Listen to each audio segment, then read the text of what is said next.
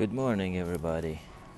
We're in a hotel in Aspen, still reading the chapter 5, where people are discussing the arrangements of the wedding.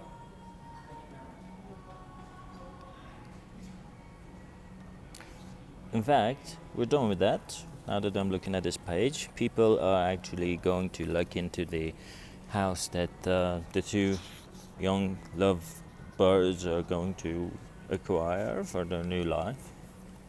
Wow, Lou said. What a view.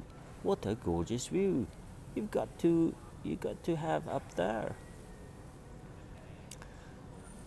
And by up there, the girl meant the top part of the house where a railing ran around the base of the roof. From that location, you could see every part of the horizon, out to the nearby hills.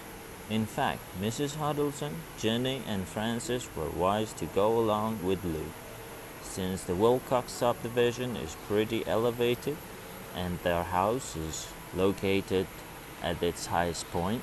A vast panorama was visible. You could see up and down the Potomac and even beyond the village of Steele that Miss Arcadia Walker had left behind to meet up with at Stamford. The whole town was on view below, with its clocks and churches, the high roofs of its public buildings, and its treetops, forming a vault of greenery overhead.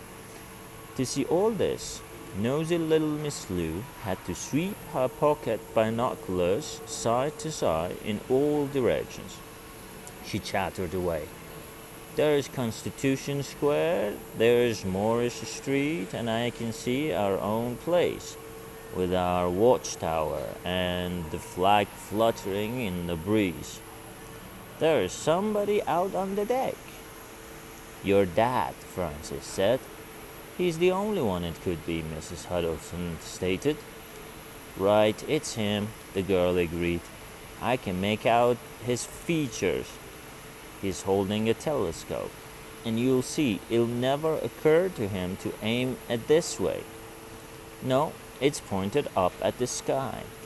We aren't that high up, Dad. Over here, over here. Lou called and called as if Dr. Huddleston could ever have heard her. Besides, even if he'd been closer, wouldn't he have been too wrapped up in his work to answer? At this point, Frances joined in.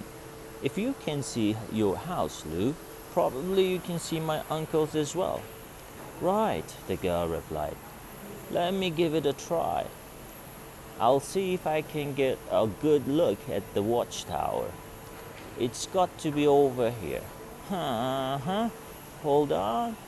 Let me get it in focus. Good. There it is. Yep, there it is. Lou wasn't mistaken. It was Forsyth's house all right. I've got it, she repeated triumphantly, as if she'd made some major scientific breakthrough that would put her name on the front page.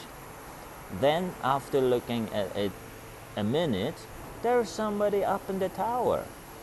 My uncle, no doubt, Frances replied. He isn't by himself. Omicron would be with him. No need to ask what they're up to, Mrs. Huddleston commented. Same thing as responded. A gloomy shadow seemed to pass over the young lady's brow. She was in constant fear that the rivalry between Forsyth and Dr. Huddleston would lead to chilly relations between the two families. But once the marriage had taken place, the young couple would be a major influence and could head off any potential conflicts between the two rivals. Francis would do his part. He would take his uncle in hand, while she would see to her father. During those scientific skirmishes that were bound to come up. Their inspection over with, Lou once again said how pleased she was. Mrs. Huddleston had 2 daughters, and Frances Gordon went back home to Morris Street. The next day, they would see the landlord and sign the lease. Then forge ahead with the decorating and furnishing. Before long, the newlyweds would be able to move in.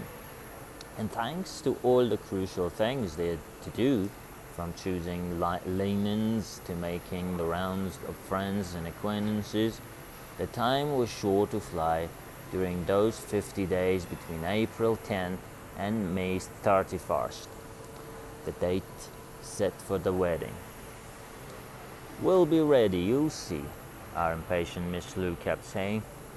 And if they weren't, it wouldn't be any fault of hers, because she would be sticking her nose in everywhere. Meanwhile, Dean Fawcett and Dr. Adelson were likewise wasting no time, but with other objectives in mind. They were risking physical and mental exhaustion during those clear days and calm nights when they searched the skies for the shooting star, which persisted in not reappearing above the horizon. And speaking of horizons, wasn't Waston's too restricted? Didn't they need a far better view of the heavens? If they shifted operations to some high mountain top, couldn't they track the meteor over a much wider stretch of sky? And they wouldn't have to go very far to do this. No need to leave North America for the heart of Mexico. No reason to set up shop